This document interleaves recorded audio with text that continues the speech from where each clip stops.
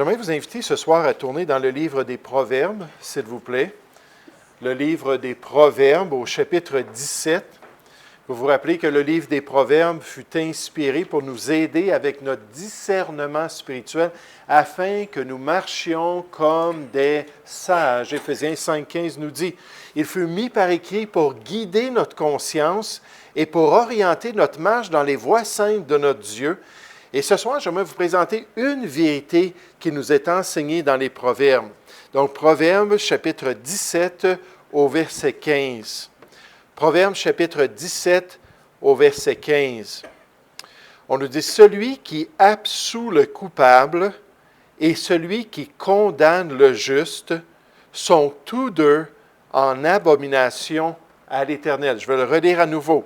Celui qui absout le coupable, puis le mot absoudre ici, ça veut dire pardonner ou laisser tomber les charges, effacer le dossier du coupable, et celui qui condamne le juste sont tous deux en abomination à l'Éternel. Et ce proverbe aborde, si on pourrait dire, la question de la justice divine qui est rejetée par la pensée de l'homme.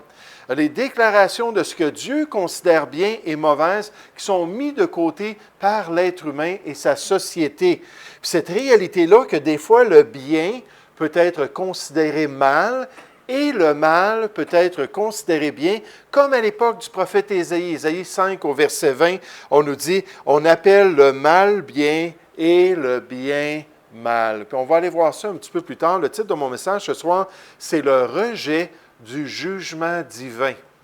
Le rejet du jugement divin. Donc, Dieu nous dit des choses, Dieu nous déclare des choses, puis au lieu d'accepter son verdict, au lieu de croire dans sa sagesse puis dans sa justice, l'être humain préfère faire sa propre opinion et sa société développe des sentiments qui s'élèvent contre le plan de Dieu. J'aimerais qu'on puisse prier, puis ensuite regarder juste quelques vérités ici concernant ce rejet-là du jugement divin. Nous allons prier juste avant. Ô Père Céleste, j'aimerais te remercier, j'aimerais te louer encore une fois pour ce privilège de pouvoir avoir accès à ta parole. Seigneur, je te remercie pour le livre des Proverbes, un livre qu'on peut lire par un chapitre par jour, à chaque mois, et dans lequel tu nous donnes toutes sortes de vérités spirituelles, dans lequel tu cherches à orienter notre conscience, tu cherches à ajuster notre boussole morale, et nous permettre de vraiment comprendre ton plan pour l'être humain. Et Père, je voudrais te demander ce soir que tu puisses nous permettre de comprendre maintenant ce qui est dit ici dans ce proverbe, que tu nous aides à apprécier ta sagesse et à nous rappeler, Père, que toi, tu es juste et que toi, tu es droit en toutes choses. Seigneur, on veut t'honorer, on veut te glorifier au nom du Seigneur Jésus. Amen. Mais ce rejet du jugement divin. Puis on remarque dans ce proverbe, premièrement, l'absolution du coupable. L'absolution du coupable, ou on pourrait dire la justification du coupable, ou le fait qu'on laisse tomber des accusations contre celui que Dieu considère coupable. Donc, on nous dit au verset 15, la première partie, « Celui qui absout le coupable », puis nécessairement, on nous dit qu'il est en abomination à l'Éternel Dieu. Celui qui absout le coupable. Nécessairement, dans les voies de Dieu, une telle absolution est possible. Un tel pardon est possible grâce à l'œuvre de Christ, grâce à son sacrifice sanglant sur la croix du Calvaire. Donc, le substitut pour le coupable, celui qui a été puni à la place du coupable, ça fait entièrement partie du plan de Dieu. Le coupable peut être pardonné et libéré de ses crimes, puis être vraiment considéré innocent aux yeux de Dieu. Mais ici, on ne parle pas du tout de cela. On ne parle pas de ceux qui prévoyaient un pardon divin ou ceux qui allaient se tourner vers une nouvelle alliance ou quoi que ce soit qui ait rapport avec le salut en Jésus-Christ. On nous parle plutôt de celui qui s'élève contre la justice de Dieu et qui dit que le coupable est en fait innocent. Celui qu'on considérait malsain est en fait dans la bonne voie. Il n'a pas besoin de confession, il n'a pas besoin de repentance, il n'a pas besoin de changer de voie parce que dans le fond, il est sur la bonne voie. Même si Dieu l'appelle coupable, même si Dieu se déclare contre lui. Vous savez, il faut faire attention parce que des fois, dans les milieux chrétiens, il y a des gens qui s'élèvent comme ça avec des idées concernant la volonté de Dieu et qui vont changer le bien en mal. On voit ça dans Colossiens 3,5. N'y tournez pas, on nous parle de personnes qui vont présenter la débauche, l'impureté, les passions, les mauvais désirs, la cupidité, des choses semblables, et qui vont dire, c'est pas grave ces choses-là.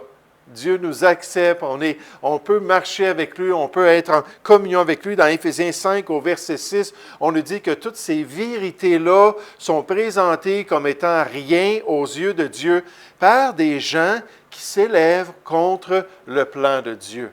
Donc, il faut toujours revenir à la parole de Dieu. On ne croit pas à l'Église sacramentale. La doctrine catholique selon laquelle si l'Église chrétienne dit quelque chose, si un pasteur enseigne quelque chose, si un concile se déclare sur quelque chose, nécessairement ça doit être vrai.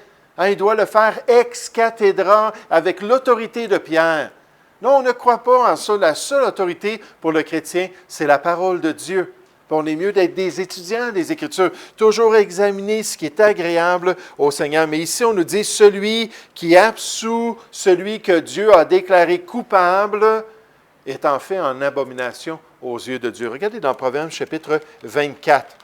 Je pensais à ça alors que je considérais le ministère du Seigneur Jésus, puis il y a eu un grand coupable qui a été absous par le peuple d'Israël en échange d'un juste qui a été condamné.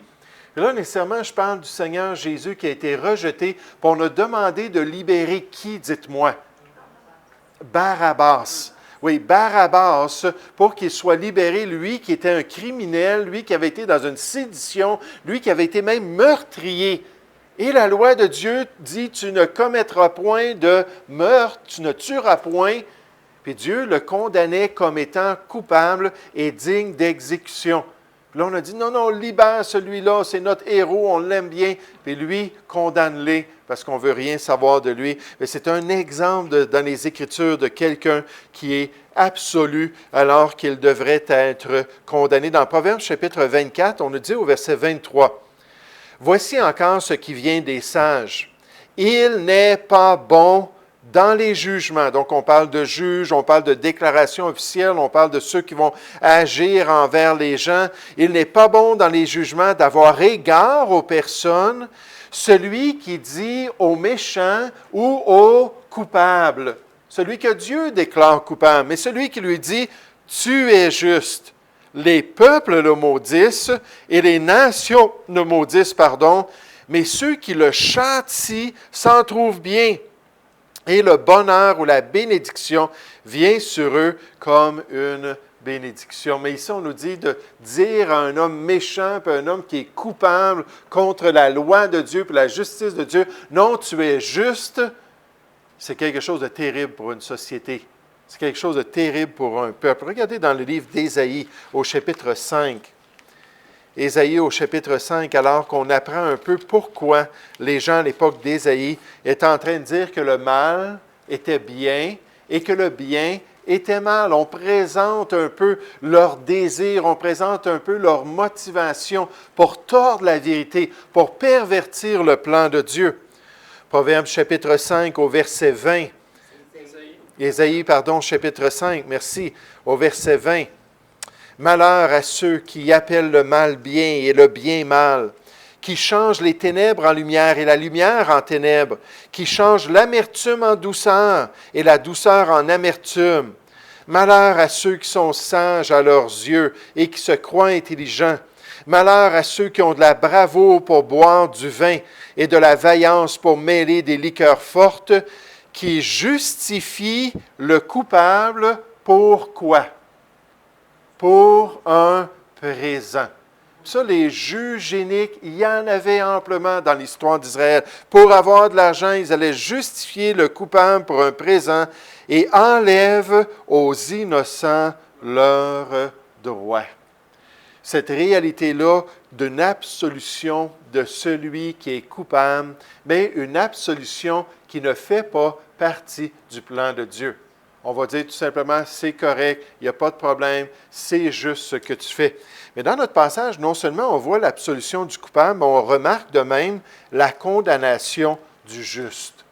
la condamnation du juste. Revenez dans Proverbes, chapitre 17. La condamnation, le jugement, la sentence qui s'élève contre celui qui est approuvé de Dieu. Celui qui est juste à ses yeux. En ce moment, dans mon culte, je suis en train de lire dans le livre de Jérémie. Puis Jérémie a été saisi, puis ils l'ont mis en prison, puis il a passé beaucoup de temps, la parole de Dieu nous dit, emprisonné. Et pourtant, Jérémie, c'était un vrai prophète de Dieu. Pourtant, Jérémie est en train d'accomplir le plan de Dieu. Mais on s'est saisi de lui, puis on l'a condamné comme un coupable. Il n'y a rien de nouveau sous le soleil, ça arrive encore de nos jours. Mais au verset 15, on nous dit, celui qui absout le coupable, donc ça c'est une perversion. Il est coupable, tu dis, il est juste. Et celui qui condamne le juste, ça c'est une autre perversion. Celui qui est correct, tu le condamnes comme un malfaiteur. Puis tu te lèves contre celui que Dieu approuve. Et je remercie le Seigneur que Dieu est le juste juge. Je remercie le Seigneur qu'un jour, il va juger les morts et les vivants. Puis un jour, ultimement, la vraie justice va se manifester alors qu'il va démontrer qui étaient des siens, qui étaient les vraies brebis, qui étaient les boucs, qui accomplissaient sa volonté. Regardez dans Ecclésiaste chapitre 8, comment est-ce que ce même auteur-là, le roi Salomon, dans le livre d'Ecclésiaste, fait juste mentionner, ça n'a pas d'allure de faire cela. C'est tellement insensé, ça fait tellement partie de la perversion humaine. Ecclésiaste chapitre 8 au verset 14. On a dit, il est une vanité qui a lieu sur la terre. C'est qu'il y a des justes auxquels il arrive selon l'œuvre des méchants. Donc, on les traite comme s'ils avaient été méchants. Et des méchants auxquels il arrive selon l'œuvre des justes, puis il avait été assez auprès des autorités, il avait été assez témoin de ce qui se passait même en Israël, Ecclésiaste 8 au verset 14. Ecclésiaste 8 au verset 14, « Il est une vanité qui a lieu sur la terre, c'est qu'il y a des justes auxquels il arrive selon l'œuvre des méchants et des méchants auxquels il arrive selon l'œuvre des justes. Je dis que c'est encore là une vanité. » Puis il trouvait ça difficile de voir ça et dire comme c'est insensé ici-bas sur cette terre. Traiter le juste comme un méchant, traiter le méchant comme un juste. Puis il y a beaucoup d'exemples dans les Écritures. J'aimerais juste vous en présenter un. Si vous voulez tourner avec moi dans 1 Roi. 1 Roi chapitre 21. Un des pires rois d'Israël qui s'appelait Akab avait une épouse qui s'appelait Jézabel. Puis Akab, à côté de son terrain, avait un voisin qui s'appelait Naboth. Puis Naboth avait un beau jardin qu'il avait hérité de ses pères. Un jardin qui faisait partie de l'héritage spirituel de sa tribu et de la famille dans laquelle il était. Puis à un moment donné, Akab est venu voir Naboth puis il a dit, « Écoute, cède-moi ton jardin. Je vais te donner une valeur supérieure à ce qu'il vaut. Même tu pourras avoir un autre jardin encore plus beau que ça. J'aimerais ça avoir ton jardin. » Puis Naboth a dit, « Écoute, il dit, je ne peux pas faire ça. C'est l'héritage qui me vient de Dieu. C'est quelque chose que Dieu a donné à ma famille. Puis je me lèverais contre la volonté de Dieu si je faisais cela. » Puis là, bon, Akab a été bouleversé par ça parce qu'il a vraiment convoité, puis il a été déçu, puis il n'a pas appris le contentement en face de la situation. Puis là, Jézabel le voit.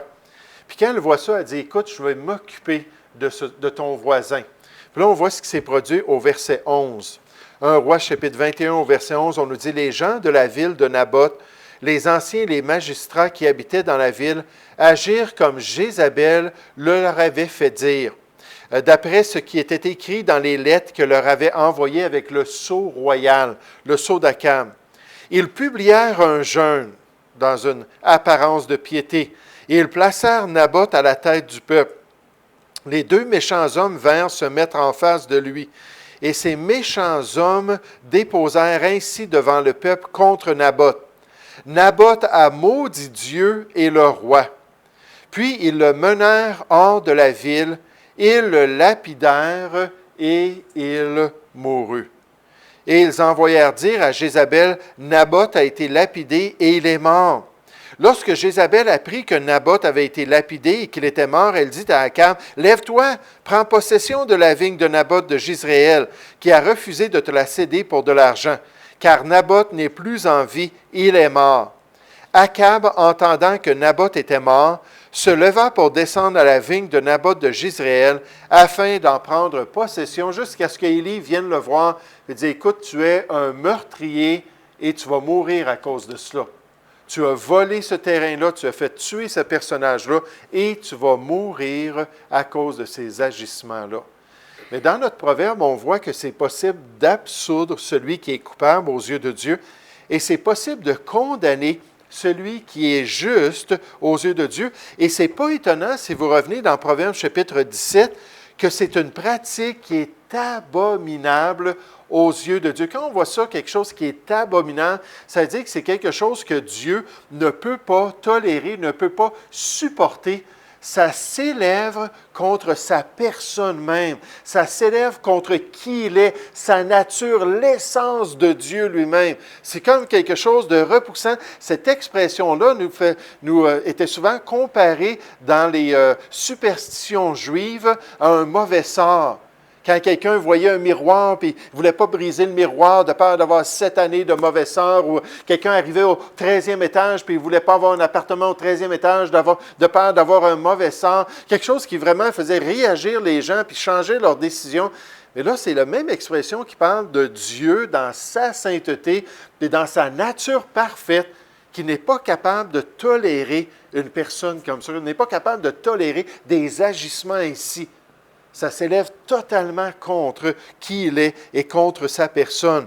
Et au verset 15, on nous dit, « Celui qui absout le coupable et celui qui condamne le juste sont tous deux en abomination à l'Éternel. » Un commentateur biblique nous dit, « Les juges corrompus d'Israël pardonnaient aux coupables et ils refusaient la cause des justes, comme c'était une abomination. » Comme c'était quelque chose de détestable aux yeux de Dieu, comme c'est quelque chose qui repousse la personne de Dieu lorsque une nation ou lorsqu'un individu va commencer à changer les règles, va commencer à changer ce qui est bien, ce qui est mal, va se détourner de ces choses-là pour dire exactement le contraire de ce que Dieu veut. Dans Malachie 2,17, Dieu dit, « J'étais tellement tanné d'entendre les prophètes en Israël dire, « Celui qui fait le mal est bon aux yeux de l'Éternel, votre Dieu. » Puis là, Dieu partage ça avec Malachie, puis il dit, je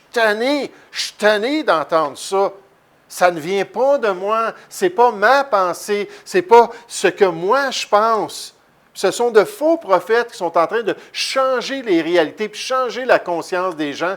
Puis quand on parle de société puis de sentiments changeants, on est vraiment dans des temps comme cela aujourd'hui. Mais regardez dans Proverbe chapitre 6 comment c'est détestable pour Dieu. Proverbe chapitre 6, la fameuse liste noire de Proverbe chapitre 6. Proverbe chapitre 6 au verset 6, on nous dit, il y a 6 choses que hait l'Éternel, c'est irréconciliable. Et même 7 qu'il a en horreur, c'est abominable. Proverbe 6 au verset 16. On nous dit les yeux hautains, la langue menteuse, les mains qui répandent le sang innocent. Donc là, on voit que c'est la deuxième partie, condamner un juste, condamner un innocent. Faire verser le sang d'une personne coupable aux yeux de Dieu, ça faisait partie de sa sagesse, ça faisait partie de la peine capitale qu'il a donnée à la race humaine depuis Genèse chapitre 9, avec l'institution de la peine capitale. Puis nous, aujourd'hui, on pense être plus sage que Dieu. Puis nécessairement, c'est quand c'est un innocent, c'est quelque chose de mauvais, de le tuer, de lui enlever la vie, le cœur qui médite des projets iniques, les pieds qui se hâtent de courir au mal, le faux témoin qui dit des mensonges. Encore une fois, on pense au système juridique, puis en cours, ce qui peut se produire, et celui qui excite des querelles entre frères. Le pasteur Wiersbe dit la pratique outrageuse de justifier le méchant et de condamner le juste, qui était populaire à cette époque aussi bien qu'à la nôtre, est condamné comme quelque chose d'abominable aux yeux de Dieu. Ce n'est pas une petite chose pour lui, c'est quelque chose qu'il prend au sérieux. Et vous savez, en tant que pratique chrétienne, on devrait réaliser que ça peut arriver dans notre vie. On voit la société autour de nous, peut-être on voit les déclarations des politiciens, le système juridique qui est en train d'être modifié pour avoir de nouvelles lois, et ainsi de suite. Mais c'est bien vrai que tout est en train de changer, les fondements sont renversés. Mais nous, en tant que chrétiens, est-ce qu'on fait cela? Est-ce que les choses qui sont coupables devant Dieu, on est en train de les justifier? Est-ce que les choses où les personnes coupables, on est en train de dire non, c'est correct, c'est pas de sa faute, ou non, c'est son tempérament, ou non, c'est une maladie, ou non. Il y a toutes sortes d'excuses qu'on peut donner. Peut-être même dans notre vie, lorsqu'on fait ce qui est mal, plutôt que de se soumettre au plan de Dieu, ou est-ce qu'on est en train de condamner ce qui est juste, ce qui fait partie du plan de Dieu? Au lieu de dire, oui, Seigneur, je vais changer puis je vais pratiquer ces choses-là, on dit, non, ce n'est pas pour moi et je refuse de le faire. Regardez juste comme application en terminant dans Jacques chapitre 1. Un passage bien connu, Jacques chapitre 1. Mais qu'est-ce qu'on a vu ce soir? On a vu que c'est possible de dire qu'une personne coupable est correcte, qu'il n'y a rien de mauvais dans ce qu'elle fait, quand Dieu, dans sa parole, l'a déclaré coupable. Puis nécessairement coupable pour l'amener au pardon, pour l'amener au rachat, pour l'amener au substitut de son âme. Puis deuxièmement, on a vu que c'est possible aussi de condamner celui qui est juste. Les choses sont renversées. On condamne celui qui ne devrait pas être condamné, puis on dit que celui qui devrait être condamné ne devrait pas être condamné. On inverse les choses. Et ces choses-là sont abominables aux yeux de notre Dieu. Maintenant, dans Jacques chapitre 1, au verset 21, on nous dit, c'est pourquoi, rejetant toute souillure et tout débordement de méchanceté, recevez avec douceur la parole qui a été plantée en vous et qui peut sauver vos âmes. Si vous êtes sauvés, mettez en pratique la parole et ne vous bornez pas à l'écouter en vous trompant vous-même par de faux raisonnements. Mes idées qui s'élèvent au-dessus des idées de Dieu. Mes voix qui sont supérieures aux voix de Dieu. La pensée humaine qui devient le gage de ce qui est bien ou ce qui n'est pas bien. Puis là, ensuite, on nous présente le miroir. Puis on nous dit qu'il y a des gens qui vont aller devant le miroir de la parole de Dieu par des prédications de la parole de Dieu, ou peut-être par la lecture des Écritures, ou peut-être par une exhortation d'un frère ou d'une sœur. Ils vont aller devant le miroir, puis ils vont voir la réalité, puis ils ne changeront rien. Puis ils vont être oublieux, puis ils vont continuer à faire ce qui est abominable aux yeux de Dieu. Tandis que d'autres, ils vont y aller, puis ils vont se voir, puis ils vont changer ce qui doivent être changé. Puis eux, la Bible nous dit qu'ils vont être heureux au verset 25 dans leur activité. Pourquoi? Parce qu'ils s'harmonisent avec la pensée de Dieu. Ils veulent voir les choses comme Dieu les voit et se soumettre au plan de Dieu. Le rejet du jugement divin, non, Seigneur. Aide-moi à me soumettre à ton jugement, me soumettre à ta sagesse et à accomplir toute ta volonté.